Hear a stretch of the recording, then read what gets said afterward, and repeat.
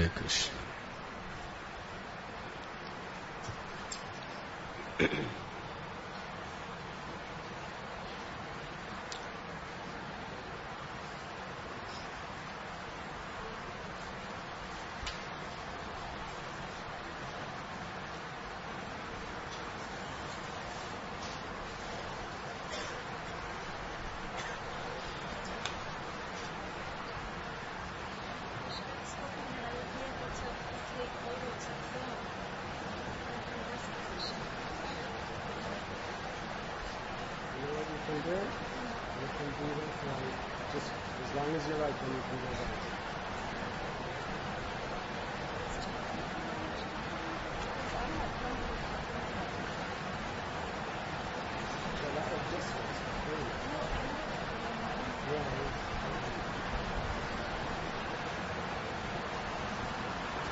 Chickens?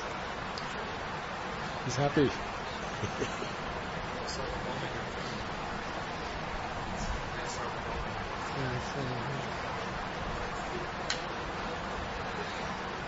Sarvabhauma Prabhu.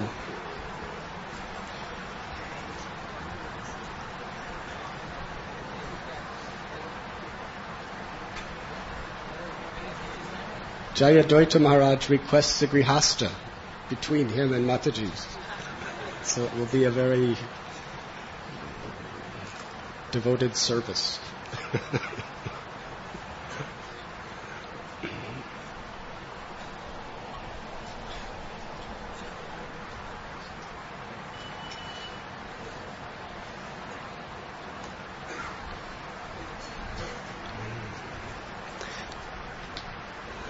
I am very honored and fortunate to be amongst all of you again. Just yesterday morning, by Krishna's grace, we returned after approximately 6 months in separation from this most kind and benevolent congregation of Vaishnavas.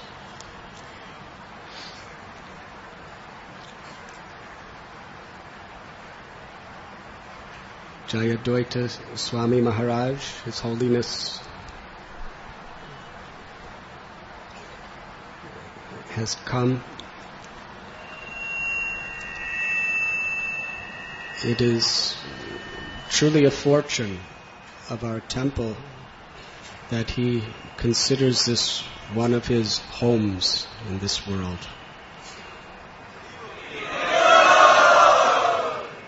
He is a great Parivrajacharya, Swami Maharaj,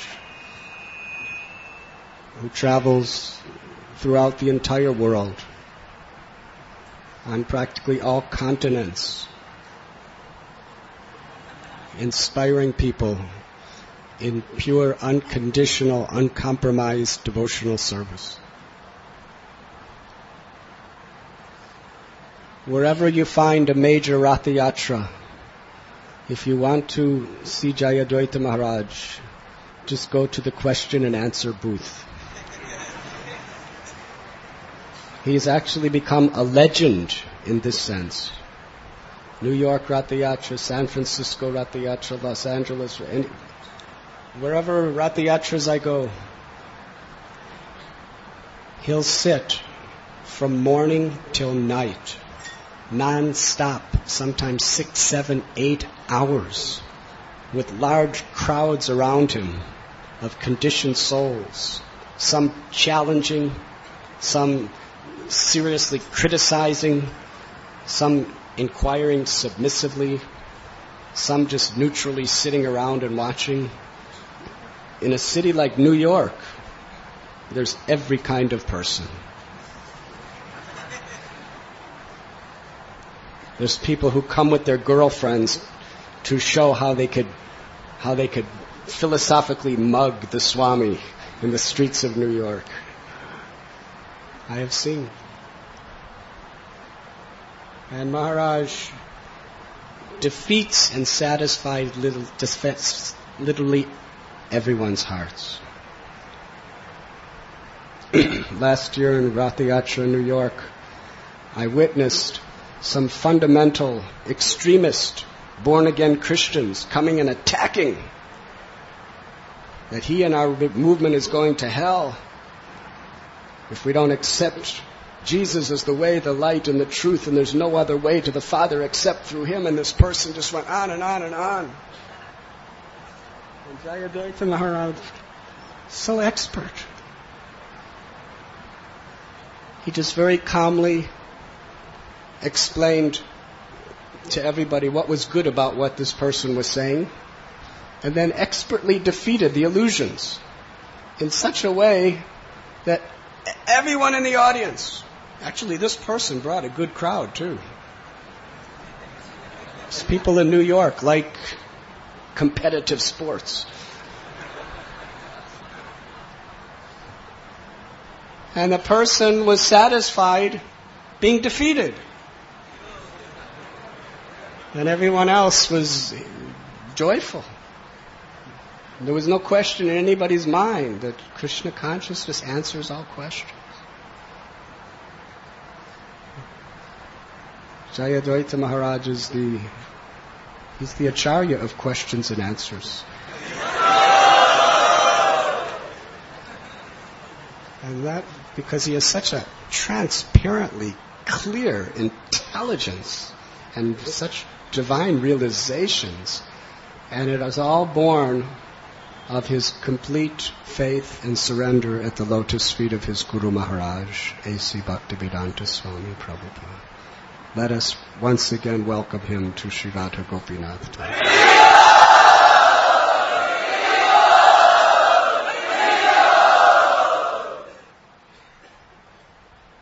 We have a very, very, very special guest who has come for the very first time, Kusha Devi Mataji. In her own right, she's a courageous preacher and devotee. Although most simple, humble, mild nature, motherly person, in the service of Srila Prabhupada and the Vaishnavas, she's one of the pillars of strength of our society. One of the most, I was speaking the other day, one of the most difficult temples historically in our society has been Honolulu, Hawaii. It's like some sort of a subterranean, heavenly, hellish planet. Material conditions are unbelievable. They're so beautiful. It's a paradise. Didn't Prabhupada say it's the closest thing to a heavenly planet on earth?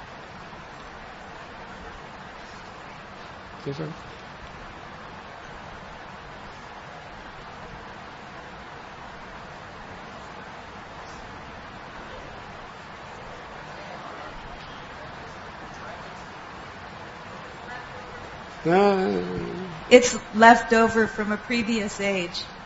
Srila Prabhupada said that Hawaii is left over from a previous age. He also said many yogis have taken birth there. Something like Laguna Beach, that he also put Panchatattva in both locations. At first he was going to install Radha Krishna deities, and then he changed his mind and he asked us to put Gaurnitai. But then he expanded the mercy to Panchatattva.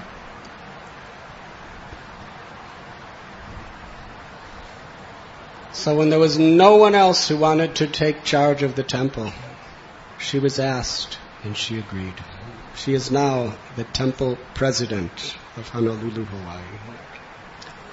And she's by the integrity of her character, by her exemplary sadhana, by her kind and generous and compassionate nature, she's actually reuniting and making so many people faithful to the path of true bhakti.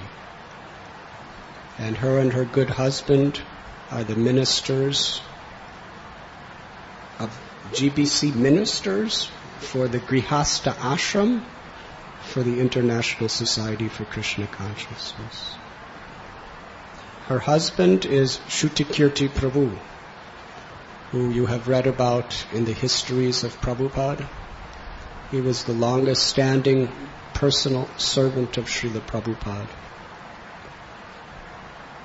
And together as a team, they are one of the most outstanding forms of inspiration for our society. So we're so very much happy she is here.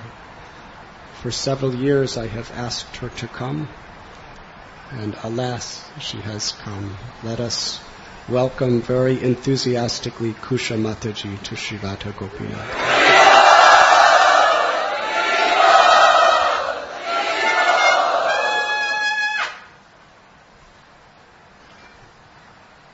To get your association. As far as the Grihastha ministry is concerned, this temple, under the expert guidance and inspiration of Radhanath Maharaj, is setting the real standard of how things should be done. So I'm here to get your association and your inspiration and your instruction. Thank you so much.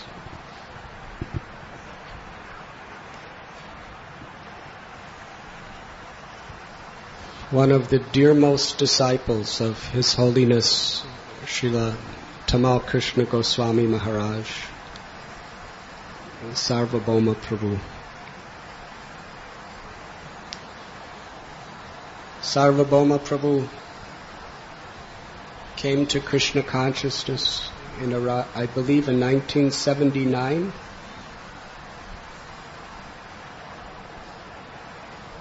'78.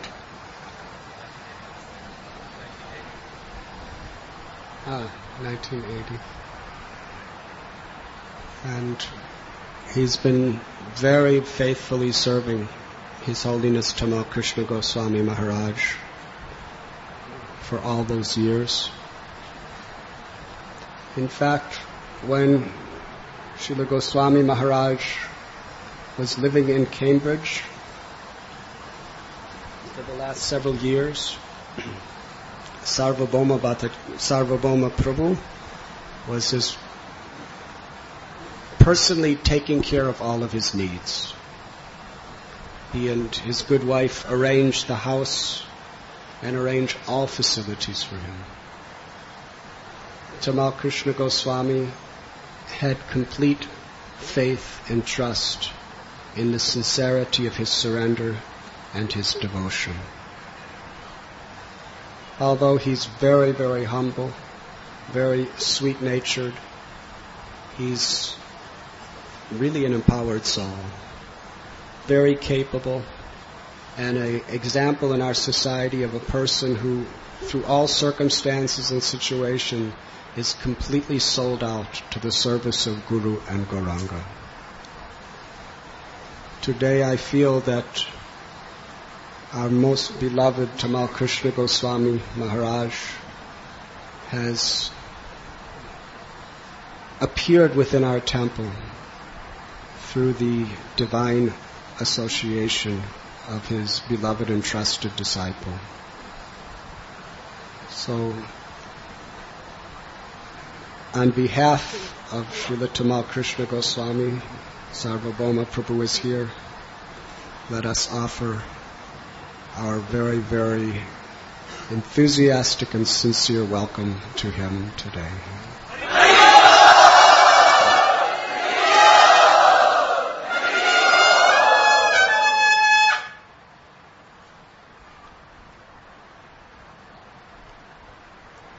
Thank you, friend. We also have our dear God sister Nartaki Mataji, who is a resident of Bhaktivedanta Hospital.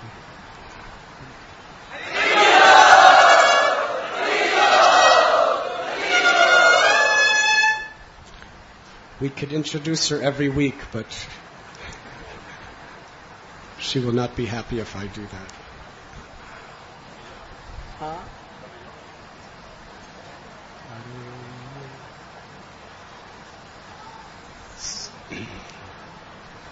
This song by Thakur Bhaktivinoda is revealing the gratitude of his heart.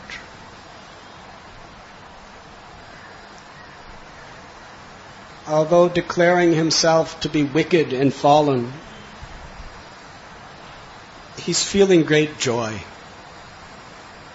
That joy springs from the gratitude he has to his spiritual masters who have given him the connection to the mercy of Lord Sri Chaitanya Mahaprabhu.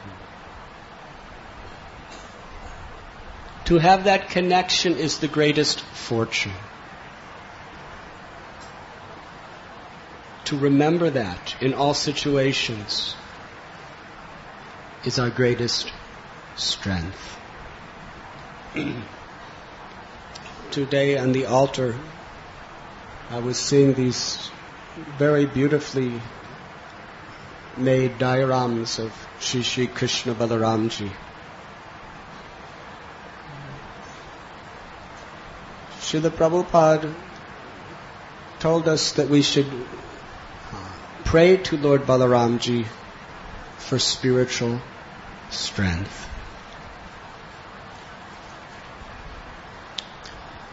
We become strong, and we are also tested in our strength when there is resistance. On the physical level, if a person wants to be very strong, he has to accept so much resistance. It's like some people, they lift the weights. That means they're enduring so much gravitational resistance, lifting when the weights are pushing themselves down and lifting and pushing. Or some athletes, they run, so much resistance. You want to stop. You're tired, you're fatigued, but you just keep running and running and running. So physical strength comes through accepting and tolerating resistance and pushing forward despite all this resistance. And mental strength. Those of you who go to college, you know there's so much resistance in studies. And the more you just push forward despite lethargy, despite so many other things you'd like to do, it's almost oppressive to the mind. In spiritual life also, we become very strong when we are willing to carry through in our devotional service despite resistance. Krishna says in Gita, Tam statiksha svabharata. One must be willing to learn to tolerate all circumstances without being disturbed. And Prabhupada says, without being disturbed means your devotional service goes on. It continues. And where do we get that spiritual strength from? It doesn't come from our own determination alone. It comes by the mercy of the Lord. The Acharyas explain in the Damodar Lila that when Yashoda Mai was trying to bind Krishna with rope, it was 2 fingers too short. In order to attract Krishna, we must understand what these 2 fingers represent. One is our own determination, our own sincerity, our own desire. She just wouldn't give up. 1 rope, 2 inches too short. She tied it to another rope. Again, 2 fingers too short. Another. There were hundreds of ropes. And she didn't give up. Determination. But ultimately, even if she put billions and trillions of ropes, although Krishna's waist remained the same size, it was impossible to bind him. It was only possible by his mercy. That is the second principle. We must pray for, we must depend upon the mercy of the Lord. But at the same time, God helps those who help themselves. We must show our desire by our determined efforts. Krishna tells in Bhagavad Gita that for one who surrenders to me, I will preserve what they have and I will carry what they lack. Simply we have to surrender. But part of surrender is having faith in the mercy of the Lord, depending on the mercy of the Lord. Srila Prabhupada says, we find that faith when we offer prayers to Lord Balaram. Balaramji is the original spiritual master. The representatives of Balaram is our Diksha Gurus, our Shiksha Gurus, those people who are inspiring us in Krishna consciousness. Through them we receive Balaram's mercy, and we can have the unlimited strength to overcome all difficulties and be happy. This year, on Lord Sri Balaram's appearance day, I was in San Diego, California, in the United States. I would like to narrate a wonderful incident that I happened to observe at that time. While I was there, I heard that one of my very dear beloved godbrothers was in an extremely sickly condition. Disciple of Srila Prabhupada named Radhanath Das Prabhu.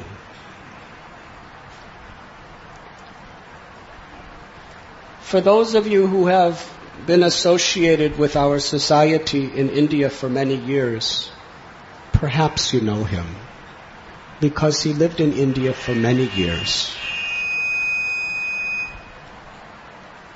Hare Krishna.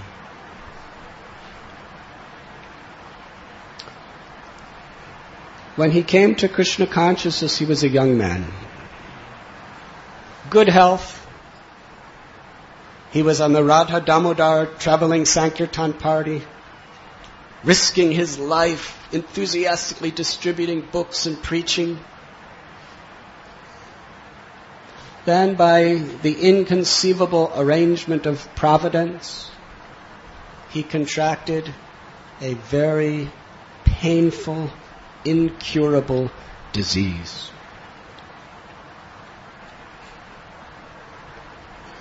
His body became emaciated and weak due to some problems with back and spine. His legs could not operate anymore. He was an invalid who could not go anywhere without being pushed on a wheelchair. And even in that state, Radhanath Prabhu was just so enthusiastic, so grateful to be a devotee, so grateful to be amongst devotees, so grateful to have had Prabhupada's mercy. Always preaching, always trying to share his fortune with others. Just a couple months ago, some complication took place in his disease. And they had to amputate both of his legs.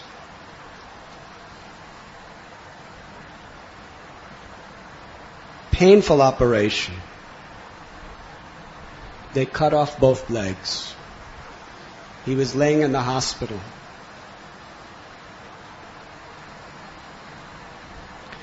We invited him to Radha Giridhari's temple for the festival of Balaram's appearance.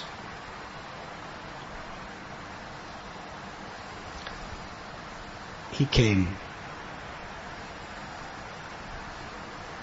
When I saw him being in a helpless condition, he was being pushed by someone else on a wheelchair. His face is about this thin. His arms are about this thin. Literally. His chest is about like this. And he has no legs. He could hardly move his body in any direction. And he's only in his 40s. He's not an old man. He was just patiently in the back of the temple during the kirtan, and everyone was in front of him. So we happened to see him, and we pushed him forward to come and have a nice darshan of deities. I was looking at him as he was looking at the beautiful form of the Lord. In his eyes, there was such joy. There was such gratitude. He was telling me how grateful he was to these people working in the hospital because they allowed him to come to see Lord Balaram on his appearance day. Because according to the hospital rules and regulations, a person who just got out of a surgery like that was not allowed out of the hospital. He was so grateful to them. And he was so grateful for the devotees for inviting him. Now, a man like this who has done practically 30 years of selfless service on a wheelchair, it's expected that you invite him. But he was grateful that devotees remembered him, thought of him, and invited him. And how immensely grateful he was to Krishna and Balaram for allowing him on this auspicious day to come before them, as undeserving and unqualified as he thought he was, to see them. He actually had tears of joy in his eyes.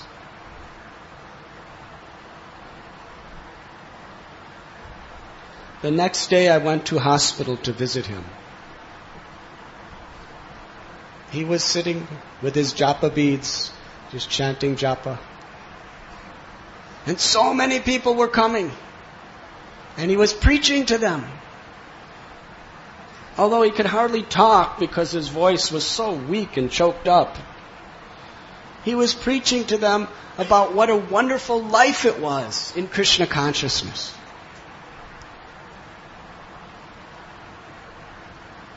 No complaints. No thoughts. Why is Krishna doing this to me? No thoughts that I'm in such an invalid, difficult situation, I might as well give up. What can I do? He was calling people on the telephone, hours a day.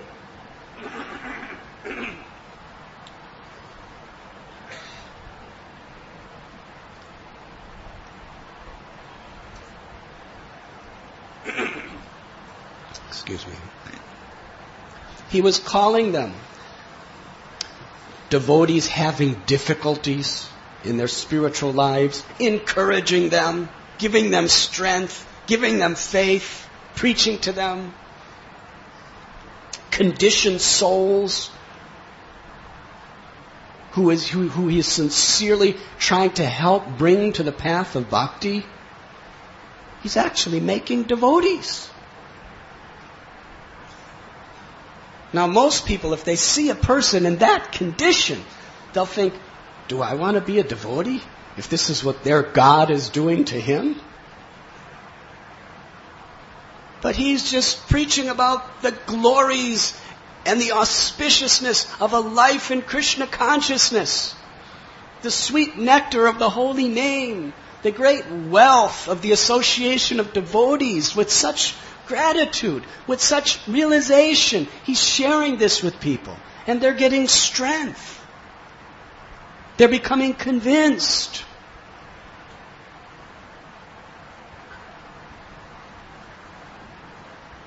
He also has such love for children. He's continuing a newsletter to help children become Krishna conscious. On several fields, he's so active in sharing the nectar of the great fortune that he has received.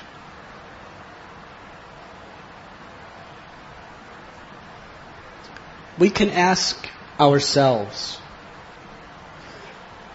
we may have some difficulties, but what are our difficulties in comparison to his? He will never get his legs back. He'll never get his health back. He hasn't had it for 20 years. But he doesn't complain. He hasn't lost faith or hope. He gives faith. He gives hope. He rejoices in receiving the mercy of Srila Prabhupada and Krishna.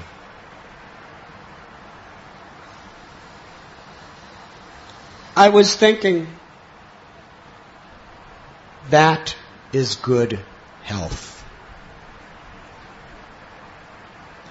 That is real wealth. That internal disposition where you could remain strong in your faith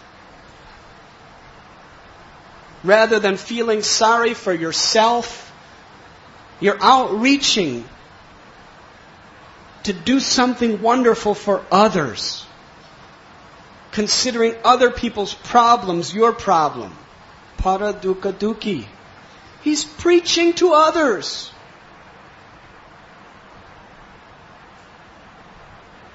Happily chatting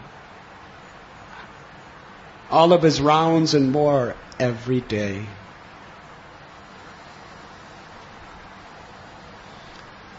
So, my friends, whenever things are difficult, whenever our mind, our body, or the environment around us is not acting according to our master plan in life,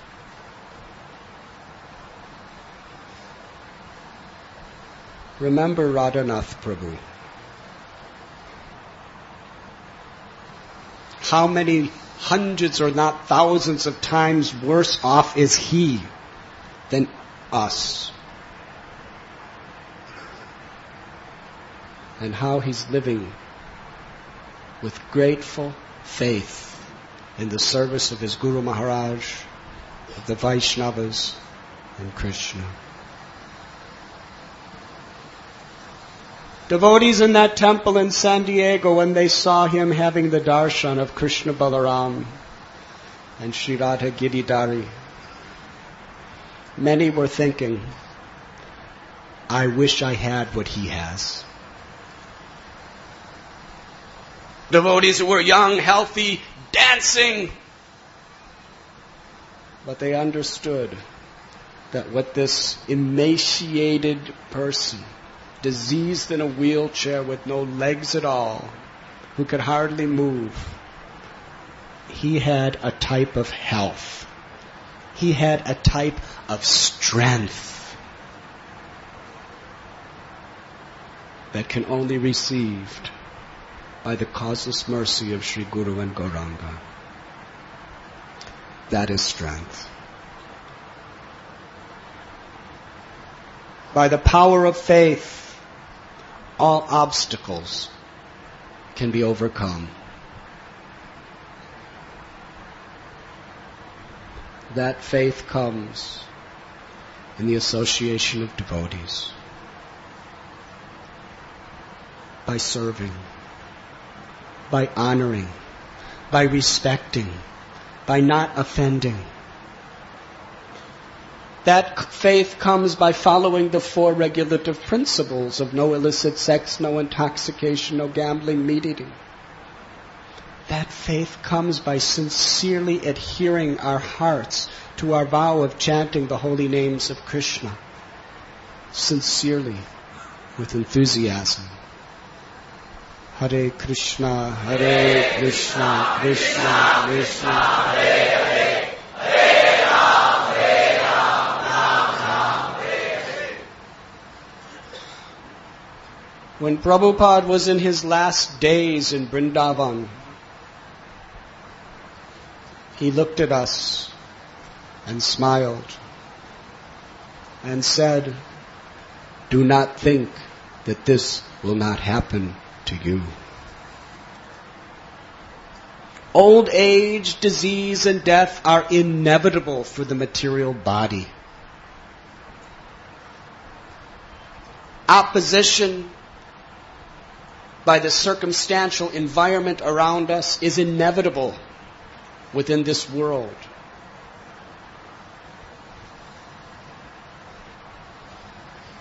A devotee is always looking for the positive opportunity. I was recently listening to a lecture of Srila Prabhupada.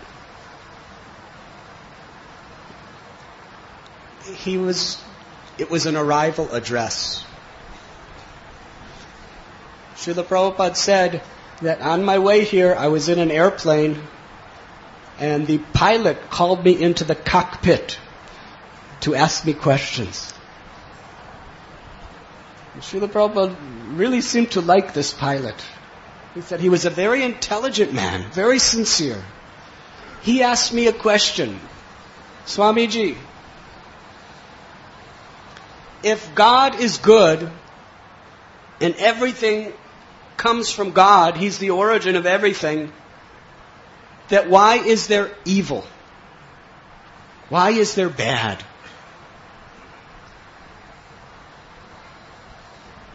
How many of you have asked that question in your life?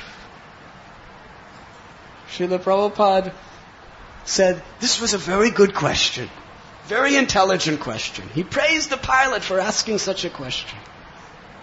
He praised him so much that while listening to the tape, I was wondering if he was going to get around to answering the question. Then he gave the answer. He said, "I told that pilot that the sun planet is full of unlimited light. There is no darkness in the sun. And if you turn your face to the sun, you will only see light. But if you turn your back to the sun, then you will see the darkness of your shadow." Now the sun is the cause of the shadow. But there's no darkness in the sun. Darkness is born of turning our back away from God, who is the Supreme Sun. And in that darkness is evil, inauspiciousness, and all the negative qualities of this material world.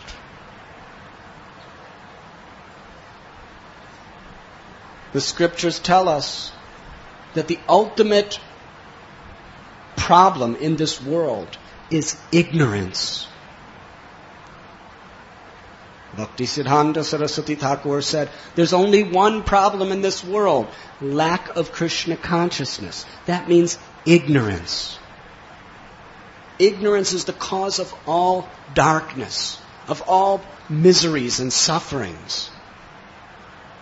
And there's only one solution: to turn again to the effulgent, unlimited light of Krishna's mercy.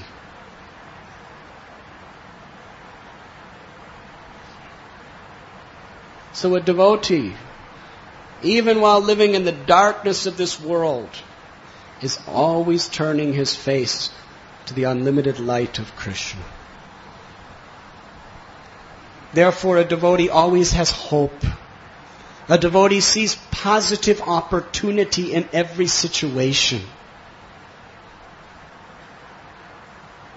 Just like it is explained. You can say the glass is half full, or you could say the glass is half empty with water. If you think it's half empty, you're depressed. If you think it's half full, you're overjoyed. Every situation, according to our perception, we create what is our reality in life.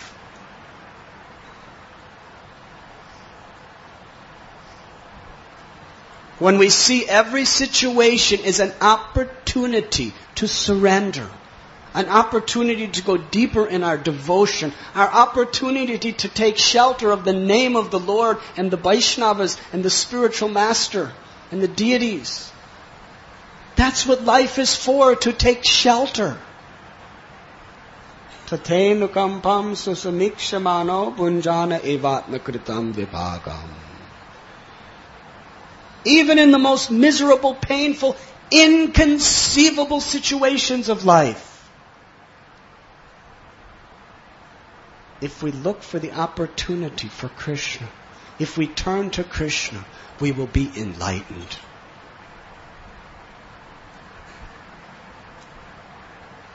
On Balaram's appearance day, I learned this lesson from our dear Radhanath Prabhu. What is real wealth? What is real strength? What is Krishna consciousness?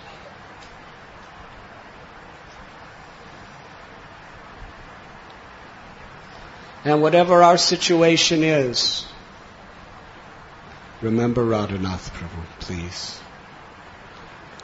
Be joyful. Be hopeful. And see the chance to surrender to Krishna and to give Krishna to others. While laying in his bed, without being able to move, he was literally rejoicing his good fortune and his life. By the mercy of Srila Prabhupada. Thank you very much. Kusha Mataji, please speak something for the pleasure of all of the devotees.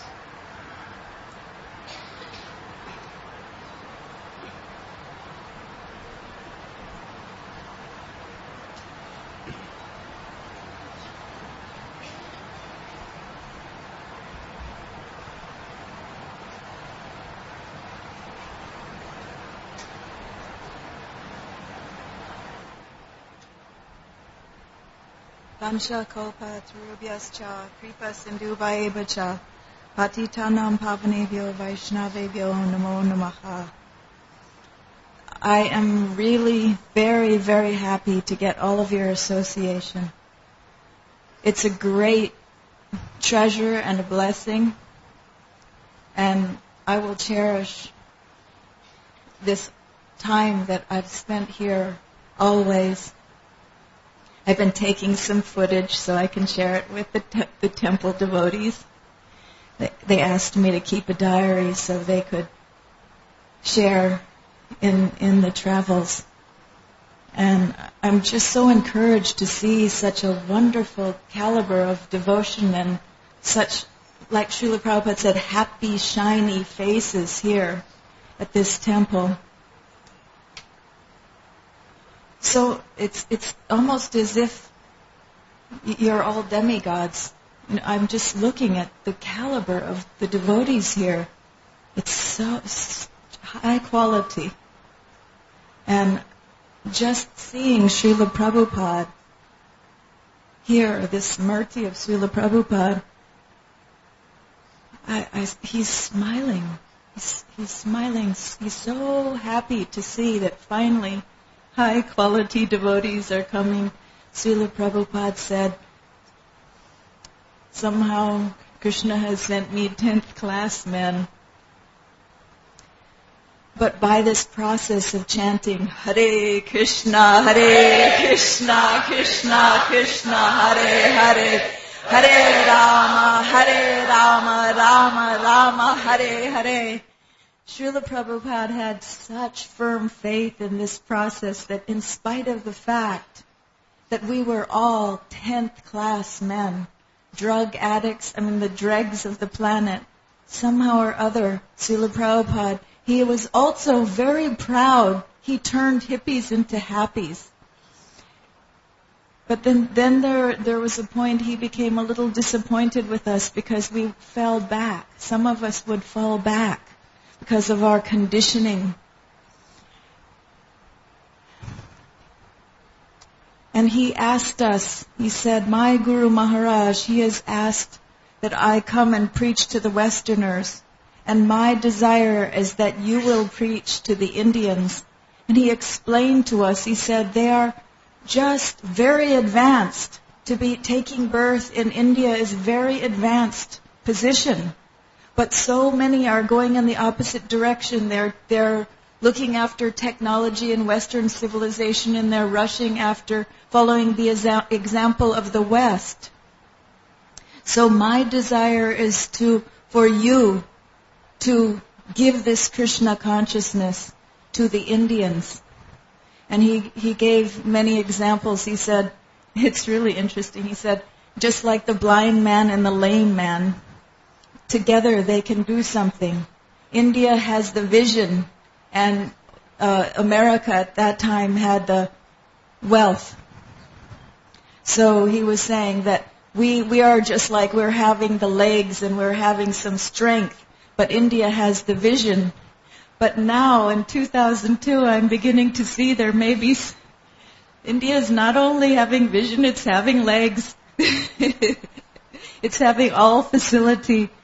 And I'm very happy to see that this process is attracting so many wonderful, very, very high class, first class. Prabhupada said there are 3 classes of man when he was describing about his personal servants.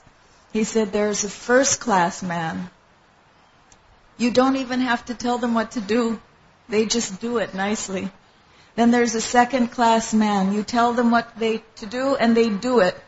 And then there's the third class man. You tell them what to do and they have difficulty or they somehow cannot do it properly. They need further instruction. And we came and we were 10th class. Srila Prabhupada had really what he had to work with, the ingredients that he had to work with. I have to admit, it was sheer magic. By the mercy of Krishna, what he was able to do with a motley group of young people fully intoxicated and addicted in the material world. Srila Prabhupada, he gave us Krishna and he gave us that taste. There was one point in Hawaii where the temple was in very big difficulty. Srila Prabhupada came personally and he cooked for us and he took care of us just like a kind father. Our minds were all disturbed because the deity worship wasn't going on nicely and the temple was in complete disarray. The management had blooped. And Srila Prabhupada personally came and took care of us at an advanced age. It's so hard to imagine how he came. At that time, I had just given birth about 1 month earlier, and I was watching Srila Prabhupada from outside the curtain prepare. He was making kachoris and cooking for the devotees. He himself was cooking for his own disciples because we weren't capable. He was doing everything. And by Srila Prabhupada's mercy, so much is going on. So much is going on. It's continuing to go on. By the instructions that he's given us, just by following those instructions, a simple process. Srila Prabhupada said, chant, chant, chant. And he said, we're saying can't, can't, can't. But still, Srila Prabhupada encouraged us, like spoon-feeding a child. And somehow we could learn to walk, we could learn to talk in Krishna consciousness, and we learned to act properly in Krishna consciousness. And gradually, it's so wonderful to see such exquisite devotion, the reflection of Srila Prabhupada coming through all of his disciples. It's just an exquisite, it's a miracle, it's a sheer miracle. It is the grace of Guru and Gauranga. Srila Prabhupada always gave us the instruction by what we could follow. There were times that Srila Prabhupada would very gently, maybe compromise, we may say, because he saw we couldn't do something at that moment. And then a little later on, when he saw we were strong enough, then he would institute a higher principle. There was a point we didn't even have Mangal Artik. And Srila Prabhupada gradually instituted these things. Gradually he instituted the Mangala program. Before that we were out chanting late at night and the preaching was going on, but he gradually gave us all of these different programs by which we could accelerate the spiritual purification.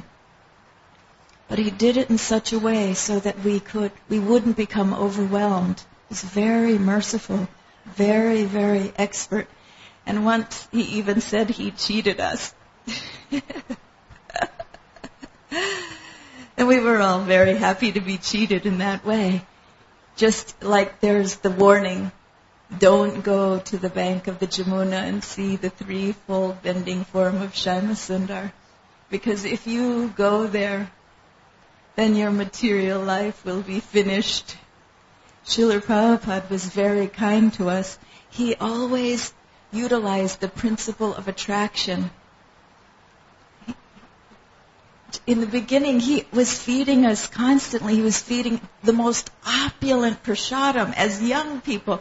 Remember how we used to take prasadam? Unbelievable quantities of rich prasadam in our youth. We couldn't eat like that now. Impossible. It's impossible. But Srila Prabhupada would cook amazing quantities of rich, opulent prasadam. And it was like we were eating our way back to Godhead. He was so kind. And our civilization was it was almost not civilized. There was no marriage. Prabhupada had to even teach us how to get married, how to possibly stay married. Society had degraded to such a huge degree. And if you look now, the influence of Srila Prabhupada, even on the Western civilization, you see everyone's wearing pierced nose, and Indian music is very, very fashionable. Indian dress is very fashionable. Even if you look in the common, just in Western society in the United States today, you will see Prabhupada's influence. People are wearing sikas.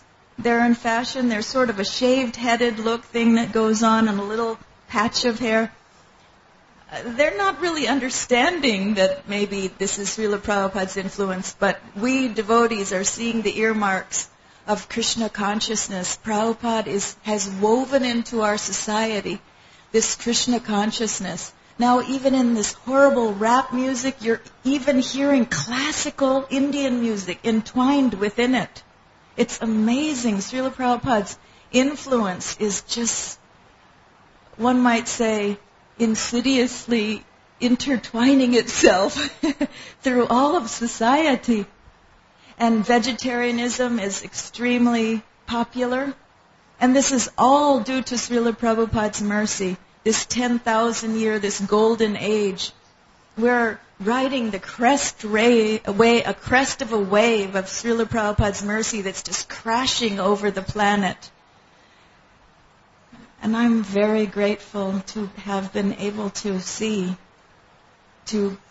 get one tiny grain of that mercy. Actually, I still have rice from Srila Prabhupada's plate that I saved.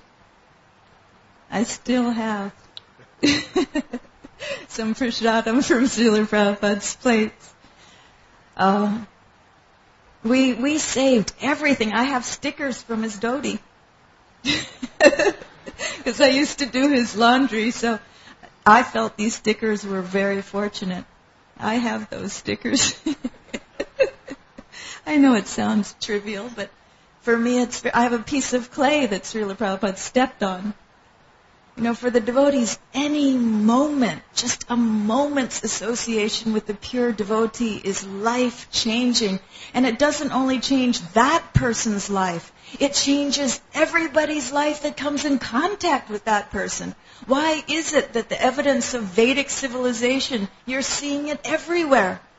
Everywhere. All glories to Srila Prabhupada. Hare Krishna. Thank you very much.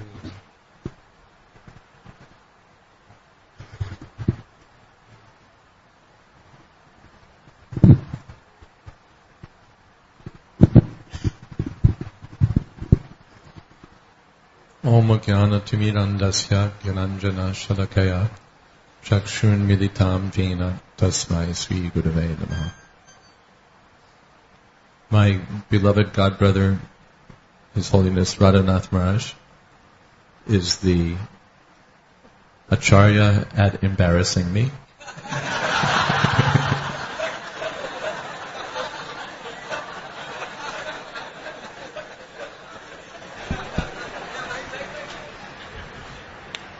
Thank you very much. It's the nicest thing you ever said to me.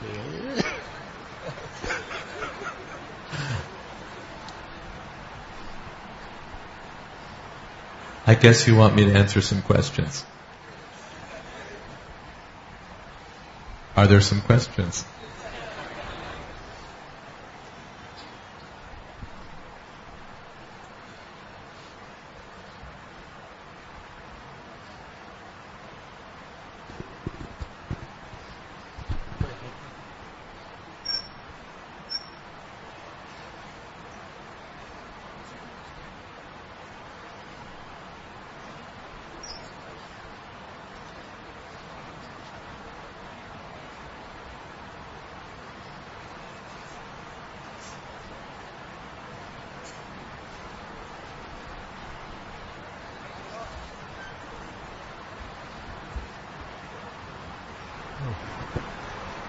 Maharaj,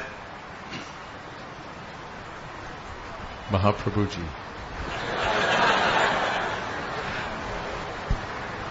I'm asking a question in which I'm completely confused. And the question is that why Lord creates certain situation like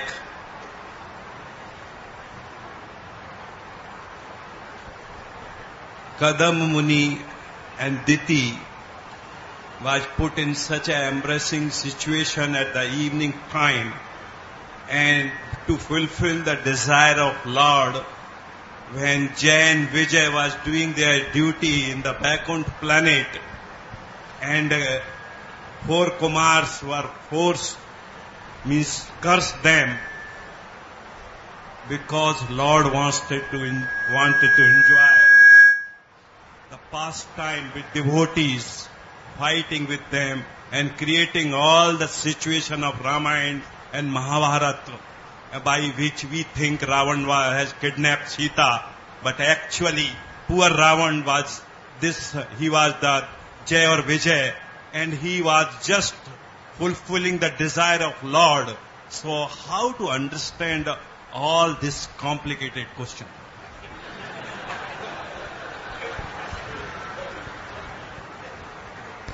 Well, now I'm completely bewildered because there's so many things to unravel there. But a few things can be said. And one is that Krishna acts to glorify his devotees. It's a characteristic of a devotee that he'll do whatever there may be to satisfy Krishna. And Krishna always favors his devotees. So his devotees will even take the role of demons for the pleasure of the Lord. And even when the devotee becomes apparently a demon, playing like a demon, and Krishna acts for their glorification and welfare. Krishna always glorifies. Even to be a demon in the association of Krishna is also glorious. There are so many ordinary men, we never hear anything about them, nobody cares about them. But the names of Kamsa, Ravana, they're famous. And they're somehow or other connected with the eternal pastimes of the Lord. The pastimes of the Lord are all instructive also. So we learn from the apparent fall of Jai and Vijay, of the dangers of Vaishnava Aparad. From Bhuvaneshwar, they've just published a very nice magazine, like Krishna Katamrita. One issue completely dedicated to the subject of Vaishnava Aparads. And it shows on the cover a mad elephant. Because you cultivate a garden, you plant a seed and you water it and so on, and it grows very nicely. But if a mad elephant comes, he can stomp everything and finish all your effort. So, an offense to a devotee, to a Vaishnava, is like that. By offending devotees, we can ruin our spiritual progress. And the Lord showed us that in the pastime of Jai and Vijay, that you've offended the devotee, I can't protect you from falling to the material world. And at the same time, he told how dear his devotees are to him. The Lord said that I would lop off my right arm for the sake of my devotees. The devotees are so dear to me. So that's also instructed. And another instruction, that what will be the benefits of illicit sex. This Nitya Vairina, the Lord says in Bhagavad Gita that this material desire, especially sex desire, is the enemy of the conditioned soul. Nitya Vairina, lusty desire. So that desire has to be controlled by following regulative principles. By following regulative principles, the Lord says, Dharma viruddha bhuteshu kamosmi bharatarshva. The sex life which is followed according to regulative principles is also a representation of Krishna. And having children in Krishna consciousness is also devotional service to the Lord. But sex life without any rules and regulations is the sex life of the animals. And instead of expecting auspicious children from that kind of sex, we can expect such children as Hiranyaksha, Hiranyakashipu, those kind of unwanted children. So there are many instructions. When Krishna does something, he does many things at once. He glorifies his devotees. He instructs us about devotional service. He discloses to us his own spiritual qualities, his affection for his devotees. Many things at once. Is that okay? Okay. Question? why do bad things happen to good people? Well, that question was already answered when it was answered by His Holiness Radhanath Maharaj and quoting Srila Prabhupada. Then I think I would be rash to say anything more. The question is answered.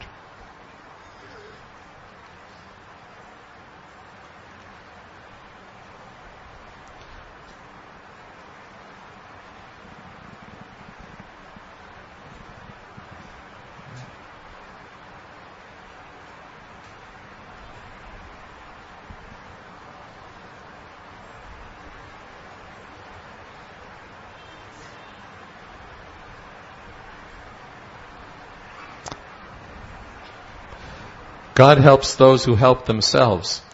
It means that we need the Lord's mercy, and our own endeavor is also required. So how to get the determination for that endeavor? Yes, God helps those who help themselves. Prabhupada said, help yourself means to become Krishna conscious. And that requires determination. So how to get that determination? Again, several things can be said. One thing is that one can look within oneself and find that determination. And if one looks within oneself and doesn't find that determination to serve Krishna very strongly, then at least one should follow the principles by which he can develop determination. We may not have the determination by which to do great things for the service of Krishna. But if we can at least find the determination to do the smaller things, to rise early in the morning, to chant Hare Krishna on our beads, to read Bhagavad Gita and Srimad Bhagavatam, just the determination to follow the routine practices of Krishna consciousness. That determination will strengthen us, and from that we'll get determination to do more. Enthusiasm. How do you get enthusiasm? By being enthusiastic, Prabhupada said. Enthusiasm breeds enthusiasm. The more you become enthusiastic, the more you become enthusiastic. So the more one becomes determined, the more determination one gets. It's something like money. If you invest it wisely, it becomes more money. And again, invest it wisely, it becomes still more money. So determination also, now we're using our determination, the same determination that we don't have for Krishna consciousness, we manage to find for sense gratification. So if we turn that determination toward the service of Krishna, one step at a time, one step at a time, one step at a time, it will grow stronger and stronger. And another answer is that we develop determination by associating with those who have determination. We ourselves may not be strong, we ourselves may not be determined, but if we associate with those who are strong, those who are determined, then our strength and determination will grow. That those qualities are transcendentally infectious. Ooh. It's like New York.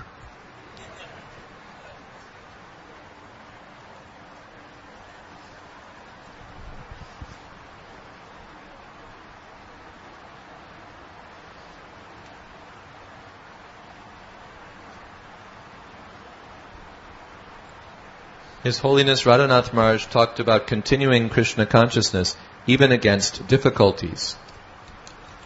When we see very senior devotees compromising the principles, we feel demoralized, being neophytes. How to explain our mind not to offend these devotees and continue our Krishna consciousness? How to explain our mind? Okay. Of course, it's always disappointing when someone who's practicing Krishna consciousness gives up the practice or compromises the practice. We're always sorry to see that. And naturally we ask, well then, What about me? Can I continue when such senior devotees are having difficulty? What will happen to me? But on one side, we have to see that Krishna's instructions are being confirmed. Krishna tells us in Bhagavad Gita that you can expect that there will be those who, even after long practice, deviate from the practice of yoga, deviate from the path of transcendence. Vimudha Brahmanapati, in the 6th chapter, Lord Krishna mentions that. We're instructed that the path of spiritual realization is like a razor's edge. If one is inattentive while shaving, even a little inattention, you'll cut yourself. So if we're inattentive in the practices of Krishna consciousness, we can retard our progress or fall down. So when we see these things happening, although it's unhappy, it also confirms the science. In science, you make predictions, and when the prediction is fulfilled, then you say, yes, we had the right principle, our theory is correct. So the fall down of a devotee confirms also the teachings of Krishna. That if we neglect the regulative principles, if we associate too freely with the opposite sex, if we neglect our chanting, if we offend devotees, if we do this, if we do the things that we're told are detrimental to Krishna consciousness, then that effect may come, that we'll be held back or we'll fall down.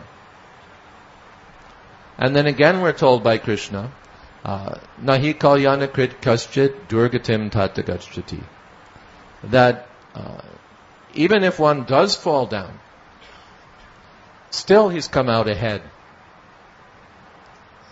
Still better than never taking up Krishna consciousness.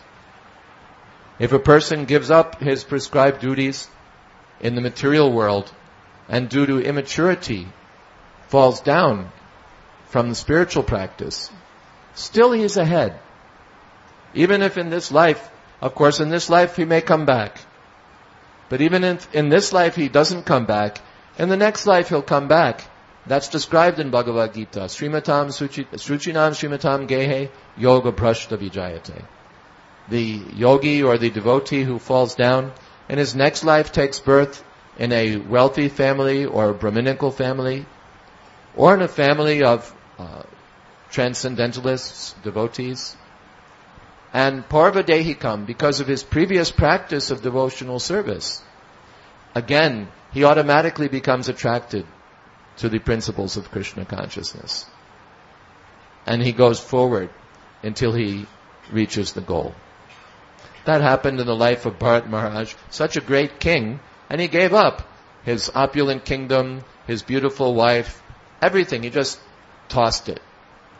Bhagavatam says the way one leaves the place where one passes stool, that he just gave up his whole material life. And he took to the transcendental path and then became attracted to a little deer and fell down. So one may say, just see, he gave up something for nothing. But in his next life, again, he took birth as Jadbharat, a Brahmin. In his next life he became a deer, and he associated with devotees, with transcendentalists.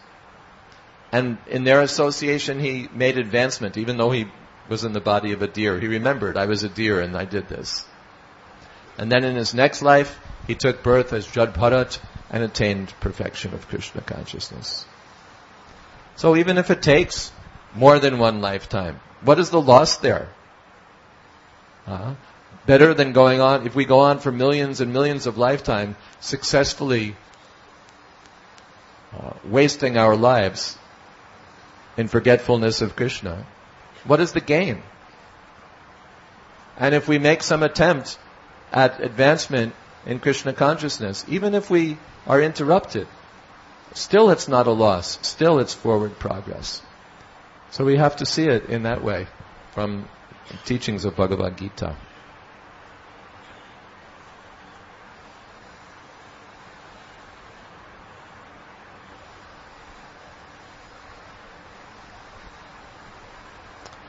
There's one bogus person. In fact, there are many like him, just a few miles from here, who claims to be Krishna. He is very popular. As devotees, we sometimes get genuinely angry at this nonsense. Is it advisable to confront him directly and smash him?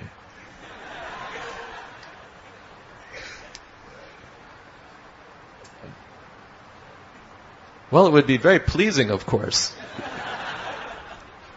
But you might get in trouble with the police. We should smash them by spreading our philosophy of Krishna consciousness. They're such fools that even after they're smashed, they'll think, no, I'm ahead. I'm Krishna. They're so ignorant that even after when they're smashed, they won't know that they're smashed. But there may be some intelligent fools. What can you do? It said there's no instruction that you can give a fool. What good is instruction for a fool? It's as good as a mirror for a blind man. He won't get any benefit. But if we spread Krishna consciousness very vigorously, at least the intelligent people will be saved from this, the clutches of such foolish men. There are so many bogus men, so we should push forward our philosophy very strongly. That's the main thing. Confronting him might be fun too. But as you say, there are many such bogus men. So you confront one and the next rascal comes, you confront one, the next rascal comes. Main thing is to push forward the real thing, and in the presence of the real thing, the bogus thing will be recognized as bogus. The glowworm appears to be very brilliant until the sun comes out. And then the glowworm is nothing. So we should spread this sunlight of Krishna consciousness, and the glowworms will automatically fade out.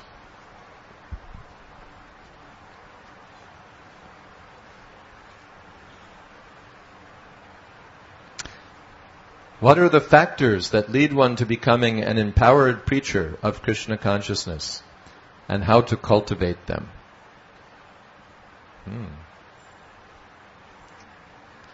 I'd like to find out also.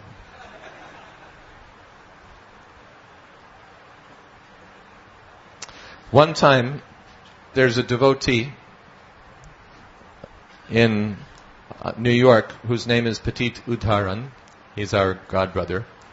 And he, once Srila Prabhupada gave a lecture in New York, and after the lecture, when Prabhupada called for questions, this devotee, he had a little bit of an oratorical nature, he would speak very demonstratively. He said, Srila Prabhupada, he began, Srila Prabhupada, we have a great desire to preach. And before he could say anything more, Srila Prabhupada said, just keep that desire, that's all.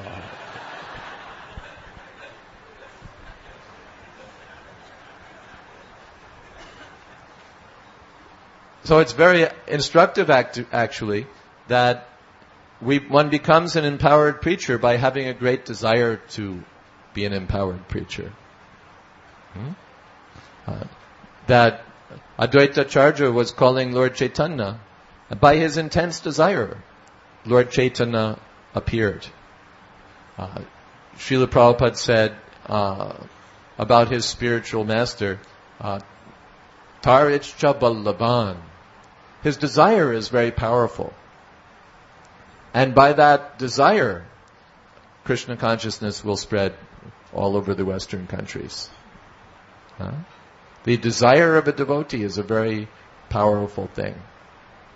So, therefore, Prabhupada said, just keep that desire. And again, if we associate with those who have that desire, then we'll develop that desire. And also in a practical way, preaching is called Bhagavat Vidhi. And following the regulative principles, the temple worship, the day-to-day routine of Krishna consciousness is called Pancharatri ki Vidhi. These two go side by side, Prabhupada said, like two rails of a train. So to maintain strength and develop still greater strength in preaching, one should simultaneously maintain great strength in the temple programs and the regulative principles of Krishna consciousness. The two will reinforce one another. Harivam. Maharaj. Time. Yeah. We'll answer some more questions some other time. Thank you all very much.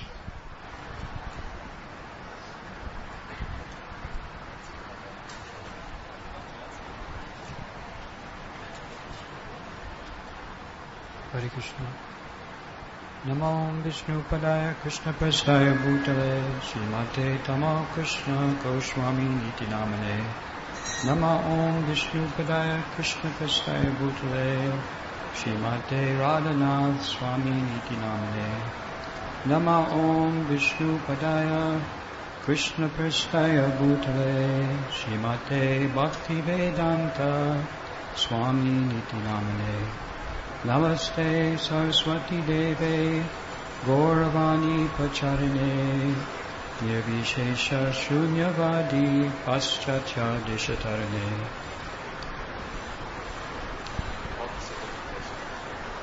Hare Krishna. It's a great honor to be here.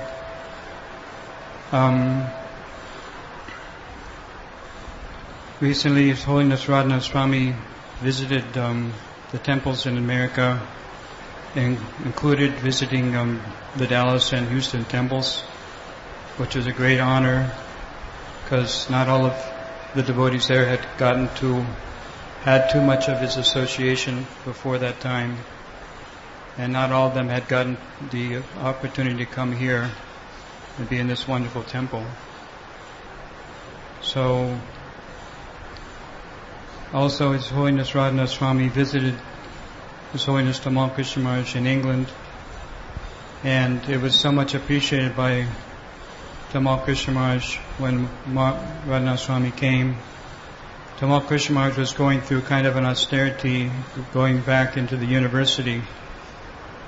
And as Radhanath Swami is saying, when there's resistance, it tests the devotee. So it was quite a difficult service to go in and deal with all the scholars, the mundane thinkers. So it was a great relief and inspiration for Tamal Krishna Maharaj when His Holiness Radhanath Swami came. It brought him so much pleasure. And also, this last Janmashtami in Hungary, His Holiness Radhanath Swami came to the festival there that His Holiness Shivaram Maharaj had organized so beautifully. And this also inspired our Guru Maharaj, Tamal Krishna Maharaj, so much. It was so wonderful to see Radhanath Swami went and invited Tamal Krishna Maharaj to dance, and the beautiful dancing that ensued was just so inspiring for all the devotees. So he brought so much pleasure to my spiritual master, and also recently in Mayapur at the festival, they spent one nice time together, and a lot of people have, sometimes we don't realize something that we have until we lose it. So a lot of devotees, when some devotee, big or small, disappears in one way or other, we realize what a valuable thing that we have had. So some devotees have realized this about His Holiness Tamal Krishna Maharaj, all of his wonderful qualities. At the same time, I think that many devotees in ISKCON have realized that Holiness Radhanath Swami has some wonderful qualities as well. In fact, there's so many devotees that have wonderful qualities. And I think one thing that His Holiness Radhanath Swami seems to have in a very wonderful way is that he appreciates devotees. I've seen him go into different places, and he's always appreciating devotees. He's appreciating something good about Krishna consciousness. And so when he speaks about seeing the glass of water and seeing that it's half full rather than half empty, he's doing that himself. He's teaching us by his example in always fanning the spark of Krishna consciousness, always seeing the good. And so I think that we're all very lucky that we have his association, and I know that sometimes you probably miss him here, but you can be rest assured that wherever Maharaj goes, he's the same beautiful gift that he's giving to you, he's giving to devotees all over the world. So I'm very, very honored to be here, and essentially I just come to try to get some inspiration in spiritual life. Hare Krishna.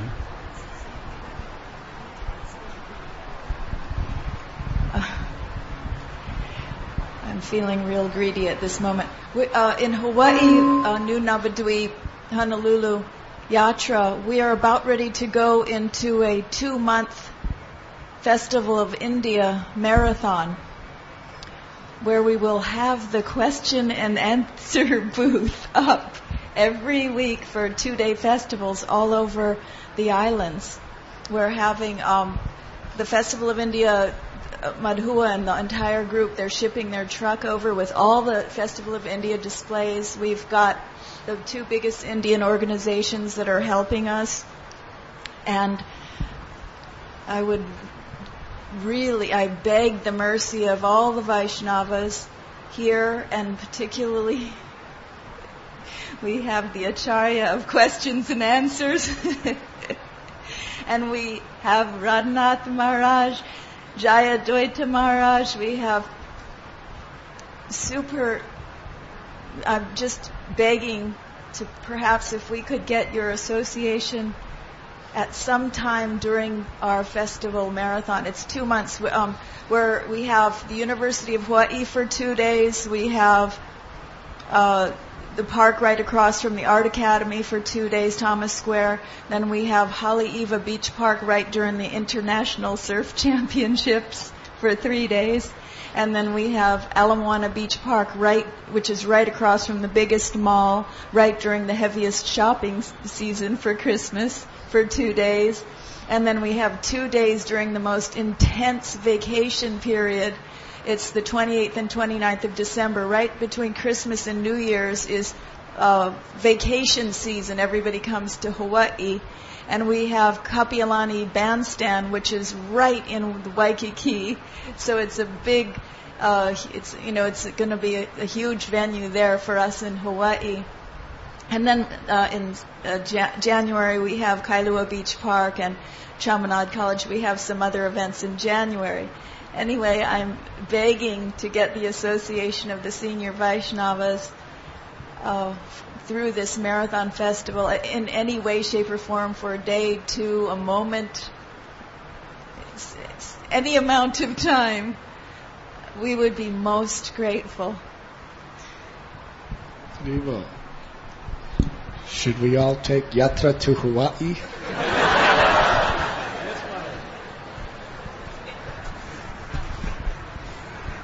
Hawaii yatra.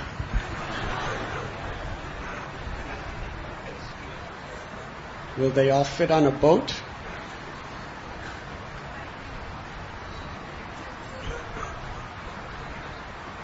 Very well. Thank you, Mataji. Thank you for your great enthusiasm to